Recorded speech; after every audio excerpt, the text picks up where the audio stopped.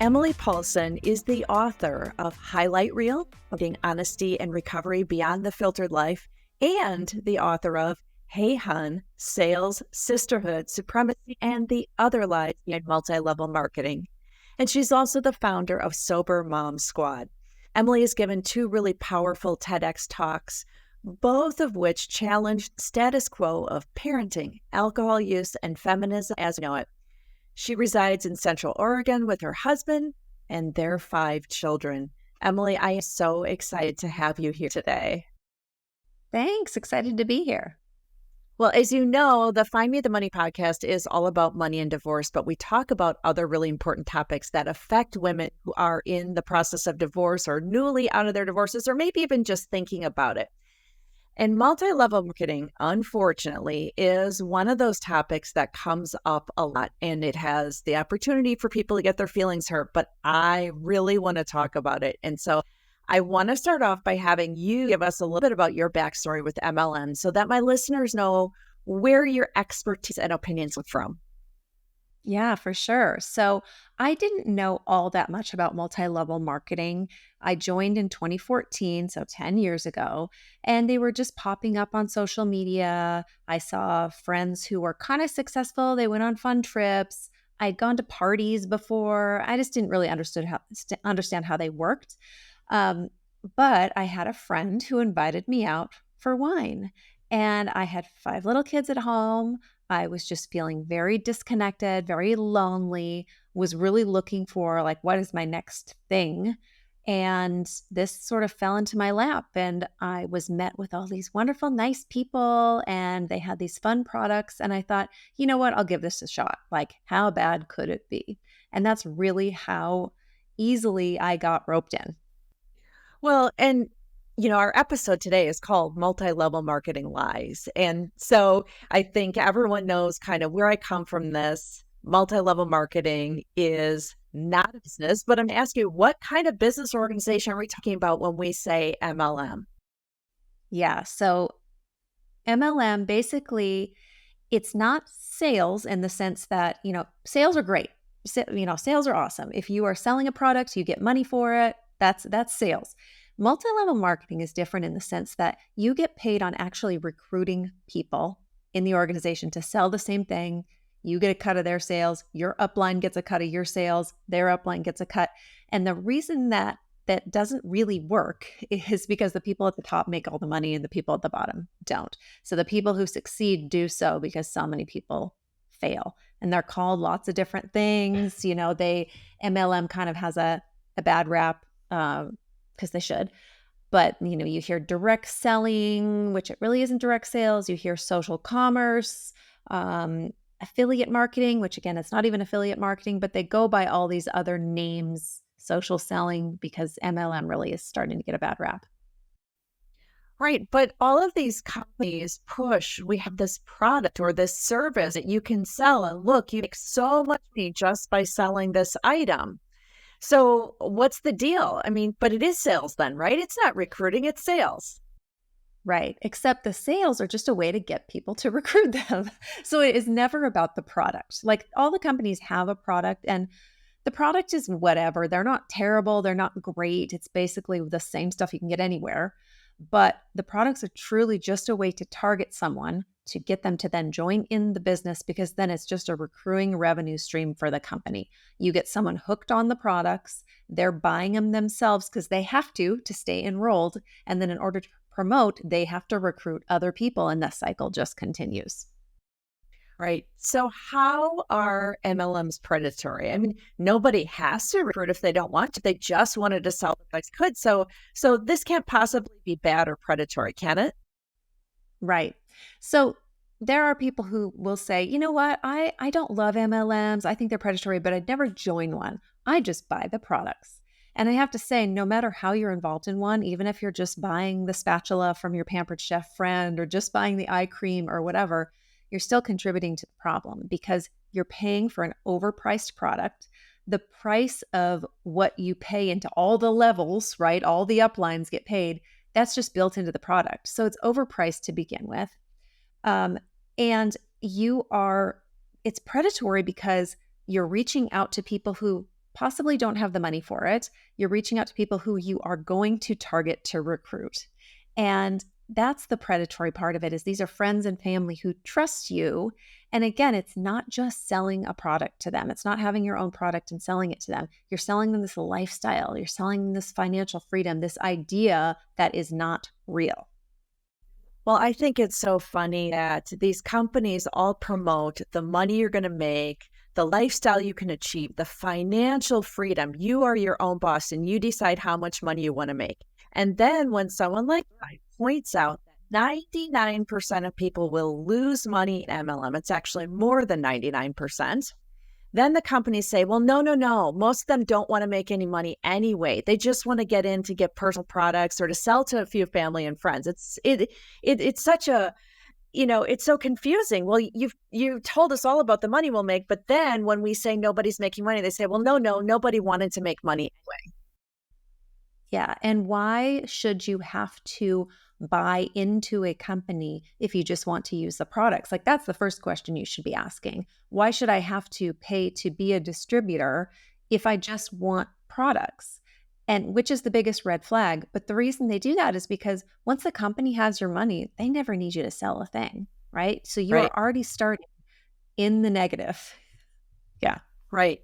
Well, and these companies have these lines down pat. They have an answer for everything. And so if you are thinking about signing up and you're thinking critically and you ask, well, why should I have to buy something every month in order to stay active or to stay on your distributor list? They'll say, well, we want people who are really committed and involved with this. And if you're buying something on a monthly basis from us, that shows us that you want to be involved. They've got a line for everything. Oh, yeah. You have to use the product to sell the product. You have to be a product of the product. That's just the rent on your business, all the platitudes. I mean, they have a talking point for every single objection. Do you think that MLMs target women more often than men? I know that they do. I know they specifically do. Multi-level marketing was really created as a way for women to have it all. And it's built on this false female empowerment. I want to get money. I want to have trips and purses and all this stuff. And that sounds really great. But what you have to do to get there is then recruit other people. And all of these people are losing money. I mean, 80% plus of people in multi-level marketing are women. So it's no question that women are the ones targeted. Well, and Avon and Mary Kay were really the pioneers when it came to targeting women. And as you know, I have a website called Pink Truth at truth.com that is all about Mary Kay. I've had that site for 17, going on 18 years. It's been active. And when I started this site in 2006, there was a big to-do about it. And company executives said, let's just wait this out. Don't panic. This site is going to go away. So it's made me very proud that the site still exists all these years later. But Mary Kay's expertise, Mary Kay Ash, a master of manipulation. And what I mean is there is a case study that was done on her and the company and how effective she was at creating incentives for the sales force. Spend the least amount of money to get the most back in return from them. It's so diabolical. Well, and every company has modeled themselves that way. And that's why this system of rewards is so enticing, because it's always things that we're lacking. I mean, women, it's like we want accolades. We want to be paid fairly. We want all of these things that we should have. And so when someone dangles a luxury purse in front of your face and all you have to do is sign up on this particular package, it's really enticing. Or when someone tags you on social media and all you have to do is XYZ and recruit this person, it's really enticing. Well, sure. The pink Cadillac, the trophy on wheels, right? The ultimate reward in Mary Kay is a pink Cadillac. There is an astronomical number of those drivers of pink Cadillacs who have bought their way into it. It is nothing free. It is not a gift. It is not a prize. They are paying for those Cadillacs for their own pockets on a quarterly basis. And the reason they're doing it is because their upline has convinced them that if people see you in that pink Cadillac, you are more likely to be able to recruit them. And so that is the bait. You will make that money back many times over. And guess what? They never make that money back. Yeah, the car is not free. It's the biggest ruse, the free trips, the free car. But yeah, you're literally just buying or leasing yourself a car, paying the taxes, paying the licensing, paying the registration, paying the insurance. And the company might give you a small stipend toward that if you satisfy all of these caveats. But most of the time, you can't because it's artificially maintained and you have to spend money to do it. So you wrote the book, Hey Hun, about the whole scam of multi-level marketing. What inspired you to write that? What was your focus, your goal? I had been so loud about how great MLMs were. I really believed when I joined, if I did these things, if I followed the system, I would succeed. And for me, that happened. It worked. And then as time went on, I realized, gosh, it wasn't working for other people. It wasn't working because I got in at the right time. I had the right network and the right amount of money and looked the right way. And I realized it was a scam. And I realized no matter how much money I made, and I was at the tippity top, every penny was going back into the system to recreate this lie. And so, because I had pushed it so hard and had recruited so many people and talked so positively about it, I wanted to be just as loud on the other side once I realized it was a lie. I love that. Well, I was in McKay myself, and as a fraud investigator, it's embarrassing that I was, pulled into this system. I believed the information that my recruiters gave me in the recruiting process. It was 1997 when I got recruited, and they made up this sheet of here's how much money you can make if you're willing to put in this many hours per week. You'll see this many people, you'll make this much money. I took that at face value because there was nowhere on the internet where you could get the other side of the situation. How embarrassing for me as a fraud investigator. And then I'm in the company saying, this is great. And I own my business until 18 months into it. The light bulb on and I saw what was really going on. But I was ashamed after that. And they use a lot of shame in the multi-level marketing systems, don't they? They do. You're told from the beginning, you can do what you want. This is all up to you. It's this meritocracy. Well, that sounds great because gosh, it's all up to me. That's amazing. Well, the opposite is true. If you don't succeed, then it's your fault. And so any admission that, oh, it didn't work out, this wasn't for me, it's the fingers pointed at you. And then you also feel like, gosh, I roped other people into this. So no matter what, you feel guilty. You feel shame talking about it after. Either I failed because I'm not good enough, or, I roped people into this and realized it was a lie. So a lot of people don't want to talk. Right. And you get shunned once you leave. People who stay in, who were supposedly your lifelong friends, don't talk to you anymore because you're now the negative Nelly. You're to be avoided. You're especially to be avoided if you start talking truth about what's going on, right? You are a hater. You are a hater. And that's really, again, it's something that's primed from the beginning that, you'll reach out to people and some people will be negative. They just don't want to see you succeed. They are just a hater. They don't understand. And so I had that mentality the whole time of, well, this person who's saying they don't want to buy from me or don't want to join, and they're saying all this stuff about how it's a pyramid scheme, they just really don't understand, which they actually did. And I just wasn't listening to them. Right? So women get into these companies to make money, but they end up spending money. I like to say in Mary Kay, for the vast majority, they'll probably get in and spend anywhere from $500 to $1,500 before they quit. And that may not be a lot of money to a lot of people, but if you were hoping to make money, if you were in need of making money, like say you were going through a divorce and trying to get back into the workforce, that is a lot of money to you.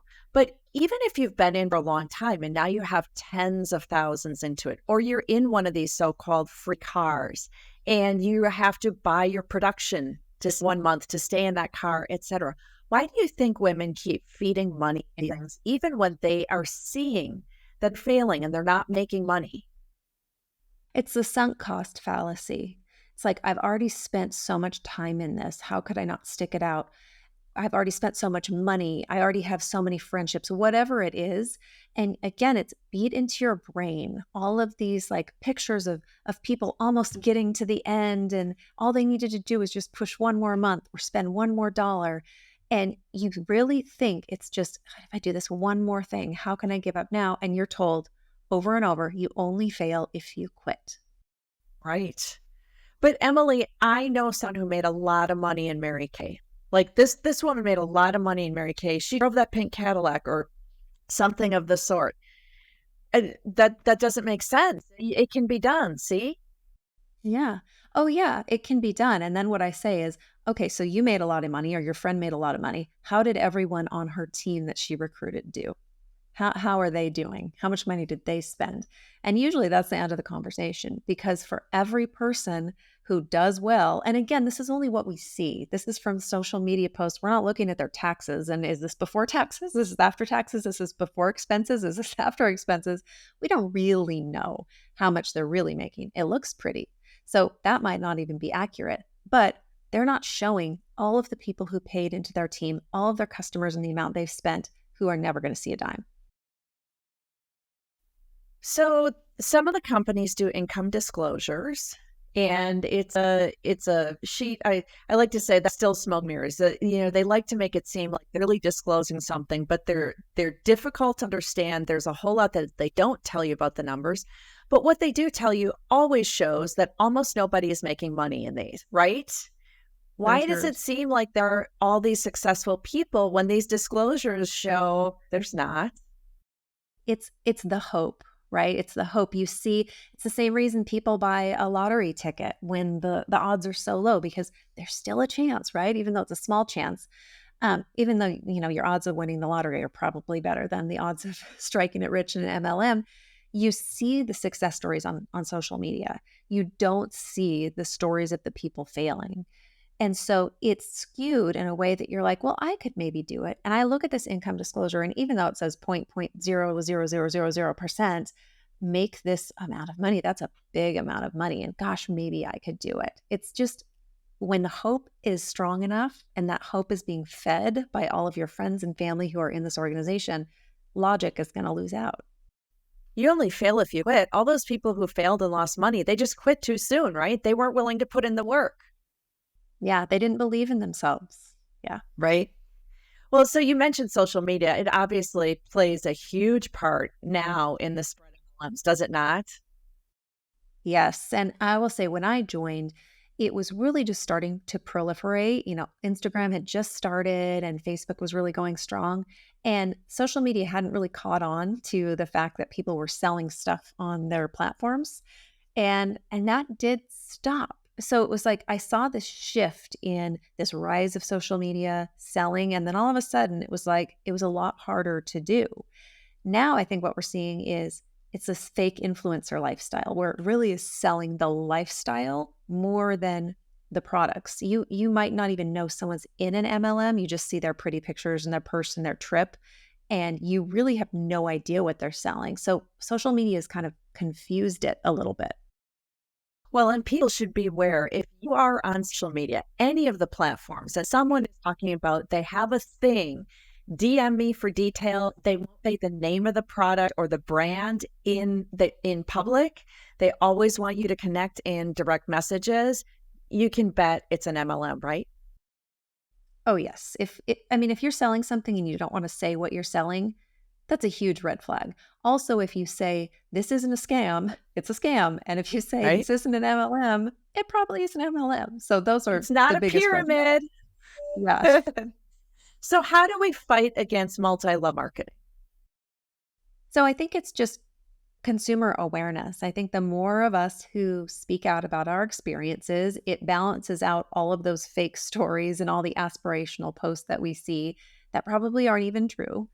And I think as consumers, we need to be smart about who we're giving our money to and really Yes. reevaluate what we consider is support, right?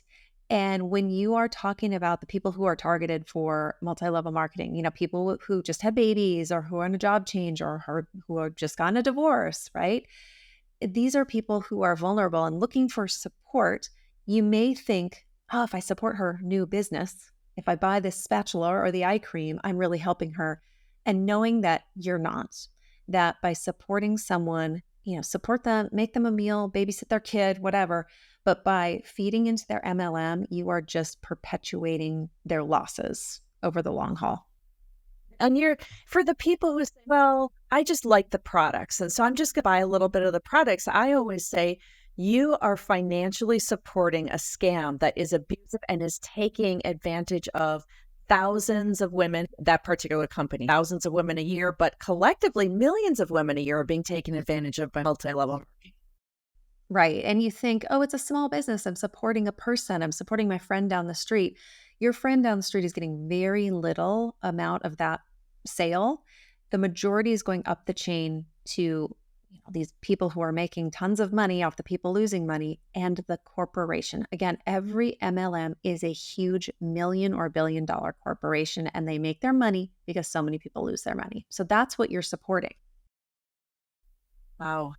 I am going to link to both of your books in the show notes. I want to, though, give you a moment to plug Sober Mom Squad and tell us a little bit about that, because I'm fascinated by it. I think you've got a great mission. And so as we're wrapping up, I just want to hear a little bit about that. Yeah. So Sober Mom Squad really came out of the pandemic. I had just written my first book and it came out, and all of a sudden we were shuttered in our houses with our kids. And there was this huge rise in women drinking to cope. There were, AA meetings were shuttered. There was no place to go. And I started hosting a free meeting for women who just wanted to get out of the mommy wine culture, you need to drink to parent your kids narrative. And it just kept going and kept growing. And from there, I started a platform. So there was a safe community for moms to connect digitally. People can find each other, near each other if they want to meet in person now. And now we've got about 30 meetings a week. So it just really grew out of a need that was probably always there, that wasn't really highlighted until the pandemic. Well, I love the work you're doing. Thank you so much for being here today, for sharing your time and your expertise with us. Yeah, thanks for having me.